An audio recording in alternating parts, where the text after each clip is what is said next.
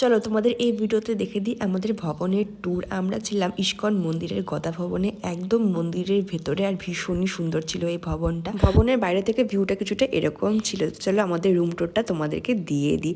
আর স্কেটের বাইরে এরকম নেট ছিল, কারণ মশার জন্য এগুলো প্রতিটা ঘরে ঘরে দেওয়া হয়। ছিল প্রথমে দুটো বেড সিঙ্গেল, একটার মধ্যে আমি আর মৌলি ছিলাম, আর একটার মধ্যে মা ছিল। এখানে সুন্দর একটা আয়নার ড্রেসিং টেবিল দিয়ে দিয়েছে, এখানে আমরা সাজুগুজু করেছি, তোমরা এখানেই আমার ভিডিওগুলো দেখেছো।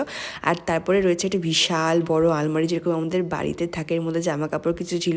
সমস্ত প্যাকিং কমপ্লিট হয়ে যাওয়ার পরে ভিডিওটা বানিয়েছি জন্য আলমারিটা পুরো খালি। আর আমি ভিডিওটা খুব তাড়াহুড়ো করে বানাচ্ছি, কারণ যাওয়ার একদম আগ মুহূর্তে বানাচ্ছিলাম, তো তাড়াতাড়ি করে ভিডিওটা বানাচ্ছিলাম।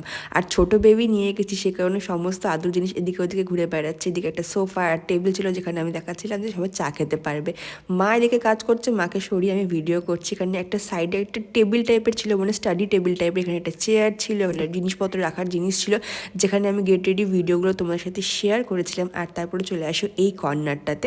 এই পোর্শনটা সেপারেট একটা রুম টাইপের ছিল, মাঝখানে একটা পর্দা দেওয়া ছিল, আর বেড ছিল, তোমরা তো দেখতেই পাচ্ছ। আর আমাদের এই রুমটার ভাড়া নিয়েছে পার ডে 5,700 টাকা করে। সিজন ওয়াইজ মনে হয় ভাড়া চেঞ্জ হয়ে থাকে। আমাদের ছিল সুপার ডিলাক্স রুম, 4 থেকে 5 জন আরামসে এই রুমের মধ্যে থেকে যেতে পারবে, কিন্তু রুম অ্যাভেলেবেল অনেক সময় হয় না। আমরা লাস্ট মোমেন্টে খুব কষ্ট করে এই রুমটা পেয়েছি। আর বাথরুমটা দেখো কি সুন্দর আর ল্যাভিশ, আমাদের তো ভীষণ পছন্দ হয়েছিল এই রুমটা। রুম টুরটা কেমন লাগলো অবশ্যই কমেন্ট বক্সে জানিও। দেখা হচ্ছে পরের ভিডিওতে।